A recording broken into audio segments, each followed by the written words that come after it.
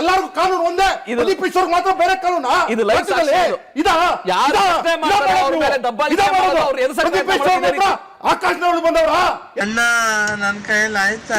ಎಲ್ಲಿಂದ ಬಂತು ಉದ್ಯಮ ನಿಮ್ಗೆ? ತೋರಿಸಿ, ಅದನ್ನು ಸಹ ರೆಕಾರ್ಡ್ ಅಲ್ಲಿ ತೋರಿಸಿ.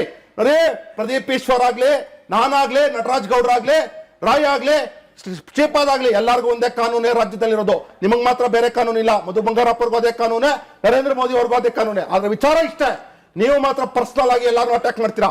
ನಿಮ್ ಬಗ್ಗೆ ಅಟ್ಯಾಕ್ ಮಾಡೋ ಸಂದರ್ಭ ತುಂಬಾ ಜನ ಮಾಡ್ತಾ ಇದಾರೆ. ಅದರಿಂದ ವಿಚಾರ ಇಷ್ಟೇ, ನನ್ನ ಸಮಯ ಪ್ರದೀಪ್ ಈಶ್ವರ್ ಇದೇ ರೀತಿ ಮಾತಾಡೋದು. ಪ್ರದೀಪ್ ಈಶ್ವರ್ನ ಇವಾಗ ಇನ್ನೊಬ್ಬ ಪಾರ್ಟ್ 2 ಹುಚ್ಚ ಅಂತ ಹೇಳ್ತಿದ್ದಾರೆ. ಆ ರೀತಿ ಹೇಳ್ತಾರೆ ಪ್ರದೀಪ್ ಈಶ್ವರ್. ಪ್ರದೀಪ್ ಈಶ್ವರ್ ಇವತ್ತು